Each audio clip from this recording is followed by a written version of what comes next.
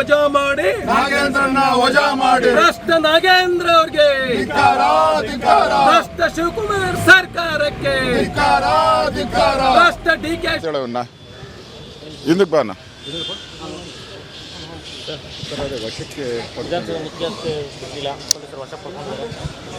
ಪೊಲೀಸರು ಸರ್ಕಾರದ ಒಂದು ಕುಮ್ಮಕ್ಕಿಂದ ನಮ್ಮನ್ನೆಲ್ಲ ಬಂಧನ ಮಾಡಿದ್ದಾರೆ. ನಾವೇನು ಯಾವುದೇ ಕಲ್ಲು ತೂರಾಟ ಮಾಡಿಲ್ಲ, ಯಾವುದೇ ಗೇಟ್ ಹೊಡೆದಾಕಿಲ್ಲ, ಏನೂ ಮಾಡಿಲ್ಲ. ನಾವು ಶಾಂತಿಯುತವಾಗಿ ನಾವು ಹೋರಾಟ ಮಾಡ್ತಾಯಿದ್ರಿ. ಈ ಶಾಂತಿಯುತವಾದಂಥ ಈ ಹೋರಾಟಕ್ಕೆ ಅವರು ಪೊಲೀಸರನ್ನು ಬಿಟ್ಟು ಒಂದು ರೀತಿ ದೌರ್ಜನ್ಯ ಮಾಡ್ತಾಯಿದ್ದಾರೆ. ನಮ್ಮೆಲ್ಲ ಎತ್ಕೊಂಡು ಬಂದು ನಮ್ಮ ವ್ಯಾನುಗಳಲ್ಲಿ, ಪೊಲೀಸ್ ವ್ಯಾನುಗಳಲ್ಲಿ ಎತ್ಕೊಂಡ್ಬಂದು ತಳ್ಳಿದ್ದಾರೆ. ಸೊ ಇದು ಪ್ರಜಾಪ್ರಭುತ್ವದ ವಿರೋಧಿ. ನಾವೇನು ಮಾಡ್ತಾಯಿದ್ದೀರಿ? ನಾವು ಬಿ ಜೆ ಪಿಗೇನು ಡಿಮ್ಯಾಂಡ್ ಕೇಳ್ತಾ ಇಲ್ಲ. ನಾವು ಡಿಮ್ಯಾಂಡ್ ಇಟ್ಟಿರೋದು ದಲಿತರ ಹಣ ನುಂಗಿದ್ದಾರೆ 180 ಕೋಟಿ. ಅದು ದಲಿತರು ವಾಪಸ್ ಕೊಟ್ಬಿಡಿ. ಅವ್ರ ಅಕೌಂಟ್ಗಳಿಗೆ, ದಲಿತರ ಅಕೌಂಟ್ಗಳಿಗೆ ಲಕ್ಷಾಂತರ ದಲಿತರು ಕಾಯ್ತಾ ಇದ್ದಾರೆ. ಅದಕ್ಕೋಸ್ಕರ ಅವ್ರಿಗೆ ವಾಪಸ್ ಕೊಟ್ಬಿಡಿ. ಅದು ನಮ್ಮ ಡಿಮ್ಯಾಂಡ್ ಅಷ್ಟೇ. ಅದರಿಂದ ನಾಗೇಂದ್ರನ ಯಾರು ದುಡ್ಡು ತಿಂದಿದ್ದಾರೆ, ನಾಗೇಂದ್ರ ಅವ್ರನ್ನ ವಜಾ ಮಾಡಿ. ಇದು ಭಾಳ ಸಿಂಪಲ್ಲು. ಅಧಿವೇಶನ ನಡೆಯೋಕ್ಕೆ ಬಿಡಿ, ನಮ್ಮನ್ನು ಅಧಿವೇಶನದಲ್ಲಿ ಮಾತಾಡೋಕ್ಕೆ ನಮ್ಮನ್ನು ಬಿಡಿ. ನಾಗೇಂದ್ರನ ರಾಜೀನಾಮೆ, ಒಬ್ಬ ನಾಗೇಂದ್ರಗೋಸ್ಕರ ಇಡೀ 1 ಕೋಟಿ ದಲಿತರನ್ನ ನೀವು ಟಾರ್ಗೆಟ್ ಮಾಡ್ತಾ ಇದ್ದೀರಾ ಕಾಂಗ್ರೆಸ್ ಅವರು. ಆ 1 ಕೋಟಿ ದಲಿತರು ಅಮಾಯಕರು. ನಾಗೇಂದ್ರ ಬಲಾಢ್ಯ, ಅಮಾಯಕ ದಲಿತರು ಇದ್ದಾರಲ್ಲ, ಬಡವ ದಲಿತರು ಇದ್ದಲ್ಲ, ಅವ್ರ ಪರ ನಾವು. ಅದರಿಂದ ನಾವು ಹೋರಾಟ. ಸರ್, ಈಗ ಬರೀ 1 ಕೋಟಿ ಅಲ್ಲ, ಇಡೀ ರಾಜ್ಯಾದ್ಯಂತ ಸದನ ಸಾಕಷ್ಟು ವಿಚಾರಗಳು ಚರ್ಚೆ ಆಗಬೇಕಾಯ್ತು.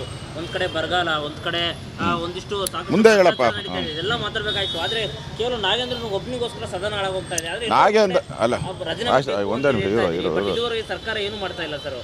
ನಾನು ನಾಗೇಂದ್ರನ ಒಬ್ಬನಿಗಲ್ಲಪ್ಪ ಮಾಡ್ತಾ ಇರೋದು. 189 ಕೋಟಿ ವಾಪಸ್ ಸರ್ಕಾರದ ಹಣ, ಟ್ಯಾಕ್ಸ್ ಪೇಯರ್ಸು. 187 ಕೋಟಿ ಯಾರು ಕಟ್ಟಿದ್ದಾರೆ? ಇಡೀ ಅಲ್ಲ, ಒಂದೇ ನಿಮಿಷ ಇರು, ಕೇಳಿಸ್ಕೊಳ್ಳಪ್ಪ. ಇಡೀ ಕರ್ನಾಟಕ ಜನ ಕಟ್ಟಿರೋದು ಟ್ಯಾಕ್ಸು. 187 ಕೋಟಿ ನೀನು ಕಟ್ಟಿಲ್ಲ, ನಾನು ಕಟ್ಟಿಲ್ಲ, ಇಡೀ ಕರ್ನಾಟಕ ಜನ ಎಲ್ಲ ಕಟ್ಟಿದ್ದಾರೆ. ಅದನ್ನು ಕಳ್ತನ ಮಾಡ್ಕೊಂಡು ಹೋದರೆ ವಾಪಸ್ ತರಬಾರ್ದು ಅಂತಾರೆ, ಹೇಳಿದಾರಾ? ಅದನ್ನು ವಾಪಸ್ ತರೋವರೆಗೂ ನಮ್ಮ ಹೋರಾಟ. ಟ್ಯಾಕ್ಸ್ ಪೇಯರ್ಸ್ ಹಣ ವಾಪಸ್ ಟ್ಯಾಕ್ಸ್ ಪೇಯರ್ಗೆ ಹೋಗಬೇಕು, ಅದು ನಮ್ಮ ಹೋರಾಟ.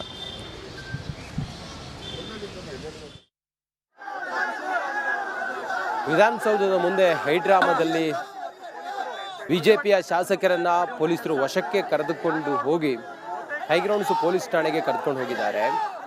ಅಲ್ಲಿಯ ದೃಶ್ಯಗಳನ್ನು ತಾವು ಗಮನಿಸ್ತಾ ಇದ್ದೀರಿ. ಪೊಲೀಸರು ಆರ್ ಅಶೋಕ್, ವಿಜಯೇಂದ್ರ ಸೇರಿದಂತೆ ಬಿಜೆಪಿಯ ಶಾಸಕರುಗಳನ್ನು ಬಸ್ಗೆ ಹತ್ತಿಸ್ಕೊಂಡು ಕರ್ಕೊಂಡು ಹೋಗ್ತಾ ಇದ್ರೆ ಆ ದೃಶ್ಯಗಳನ್ನು ತಾವು ಗಮನಿಸ್ತಾ ಇದ್ದೀರಿ. ನಾವು ರಾಜೀನಾಮೆ, ನಾಗೇಂದ್ರ ಅವ್ರ ರಾಜೀನಾಮೆ ಕೊಡೋವರೆಗೂ ಕೂಡ ಸುಮ್ಮನೆ ಕೂರೋರಲ್ಲ ಅಂಥೇಳಿ ಹೇಳ್ತಾ ಇದ್ದಾರೆ. ಸದನವನ್ನು ನಡೆಯೋದಕ್ಕೆ ನಾವು ಬಿಡೋದಿಲ್ಲ ಅಂತೇಳಿ ಹೇಳ್ತಾ ಇದ್ದಾರೆ. ರಾಜೀನಾಮೆ ಕೊಡಲಿ, ದಲಿತರ ಅಕೌಂಟ್ಗಳಿಗೆ ಹಣ ಹಾಕಲಿ, ದಲಿತರ ದುಡ್ಡನ್ನು ನುಂಗಿದ್ದಾರೆ ನಾಗೇಂದ್ರ, ಮತ್ತೆ ಅವರನ್ನ ಮಂತ್ರಿ ಮಾಡಿದ್ದೀರಲ್ಲ. ಇವತ್ತು ವಿಧಾನಸೌಧ ಮುತ್ತಿಗೆ ಹಾಕುವಂತ ಕೆಲಸ ನಾವು ಮಾಡ್ತಾ ಇದ್ದೇವೆ.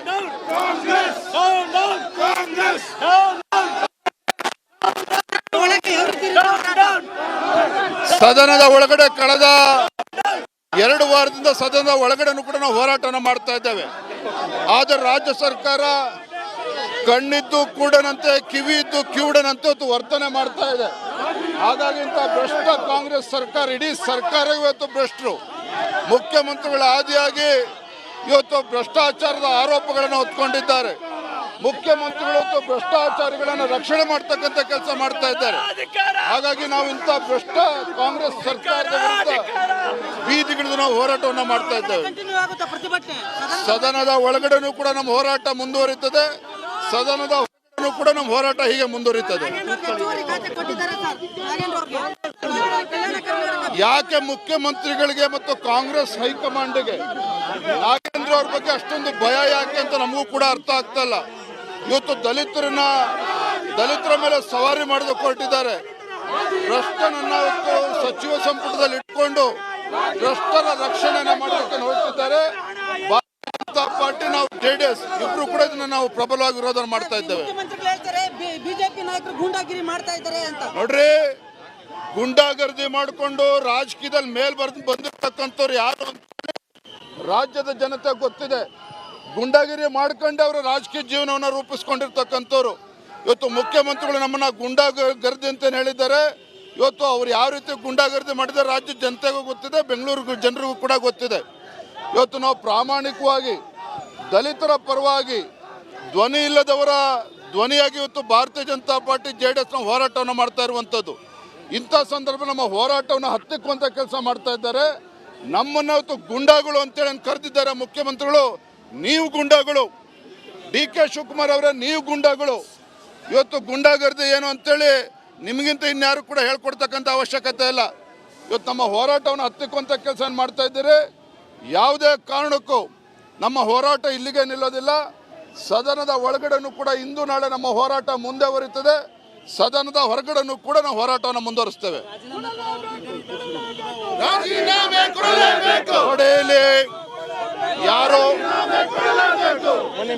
ಇಲ್ಲಿ ನಾಗೇಂದ್ರ ಒಬ್ಬನ ಪ್ರಶ್ನೆ ಅಲ್ಲ. ಏನು ಇವತ್ತು ಆರೋಪ ಇರುವಂಥದ್ದು, ದಲಿತರ ಅಭಿವೃದ್ಧಿಗೆ ಮೀಸಲಿಟ್ಟಿರ್ತಕ್ಕಂಥ ಹಣವನ್ನು ಕೊಳ್ಳೆ ಹೊಡೆದಿರ್ತಕ್ಕಂಥವ್ರು ನಾಗೇಂದ್ರ ಅವರು. ಅಂತ ಕೊಳ್ಳೆ ಹೊಡೆದಿರ್ತಕ್ಕಂಥ ಸಚಿವನನ್ನ ದಲಿತರ ಹೆಸರು ಹೇಳ್ಕೊಂಡು ರಕ್ಷಣೆ ಮಾಡ್ತಾ ಇರ್ತಕ್ಕಂಥದ್ದು ಮಾನ್ಯ ಮುಖ್ಯಮಂತ್ರಿ DK ಶಿವಕುಮಾರ್ ಅವರು.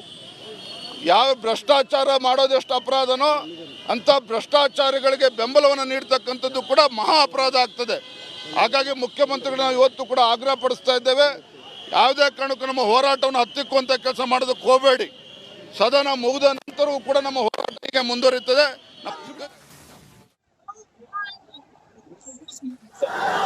ವಶಕ್ಕೆ ಪಡೆದ ನಂತರ ಆರ್ ಅಶೋಕ್ ಅವರು ಮಾತಾಡಿದ್ರು, ವಿಜಯೇಂದ್ರ ಅವರು ಮಾತಾಡಿದ್ರು. ದಲಿತರ ಹಣವನ್ನ ನುಂಗಿ ನೀರು ಕುಡಿದಂಥ ನಾಗೇಂದ್ರ ಅವರನ್ನ ನೀವು ಮಂತ್ರಿ ಮಾಡಿದ್ದೀರಿ, ಇದನ್ನು ನಾವು ಯಾವುದೇ ಕಾರಣಕ್ಕೆ ಸಹಿಸೋದಿಲ್ಲ, ರಾಜೀನಾಮೆ ಕೊಡಲೇಬೇಕು. ನಾಗೇಂದ್ರ ಅವರನ್ನ ನೀವು ಸಚಿವ ಸ್ಥಾನದಿಂದ ಕೆಳಗಿಳಿಸಬೇಕು ಅನ್ನೋದು BY ವಿಜಯೇಂದ್ರ ಅವರ ಮಾತು.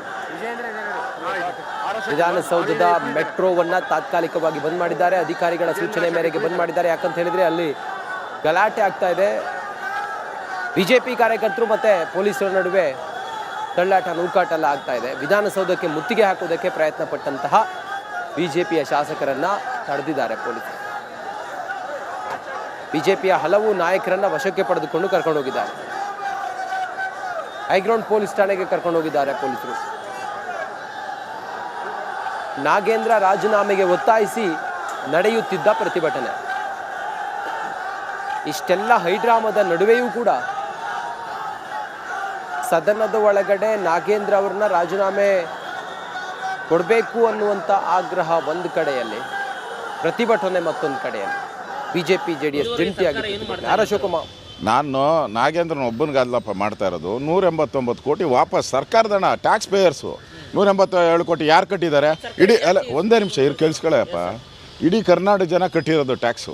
187 ಕೋಟಿ ನೀನು ಕಟ್ಟಿಲ್ಲ, ನಾನು ಕಟ್ಟಿಲ್ಲ, ಇಡೀ ಕರ್ನಾಟಕ ಜನ ಎಲ್ಲ ಕಟ್ಟಿದ್ದಾರೆ. ಅದನ್ನು ಕಳ್ತನ ಮಾಡ್ಕೊಂಡು ಹೋದರೆ ವಾಪಸ್ ತರಬಾರ್ದು ಅಂತಾರೆ ಹೇಳಿದಾರ. ಅದನ್ನು ವಾಪಸ್ ತರೋವರೆಗೂ ನಮ್ಮ ಹೋರಾಟ. ಟ್ಯಾಕ್ಸ್ ಪೇಯರ್ಸ್ ಹಣ ವಾಪಸ್ ಟ್ಯಾಕ್ಸ್ ಪೇಯರ್ಗೆ ಹೋಗಬೇಕು, ಅದು ನಮ್ಮ ಹೋರಾಟ.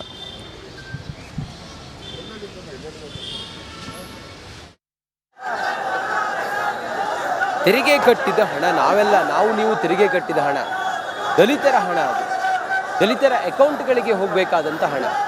ಅದನ್ನು ಇವರು ಭ್ರಷ್ಟಾಚಾರ ಮಾಡಿದ್ದಾರೆ. ಅಂಥವರು ಇವತ್ತು ತನಿಖೆಯನ್ನು ಎದುರಿಸ್ತಾ ಇದ್ದರೆ ಅಂಥವರನ್ನು ನೀವು ಮಂತ್ರಿ ಮಾಡಿದ್ದೀರಲ್ಲ ಅನ್ನೋದು BJPಯವರ ಆಗ್ರಹ, BJPಯವರ ಆರೋಪ.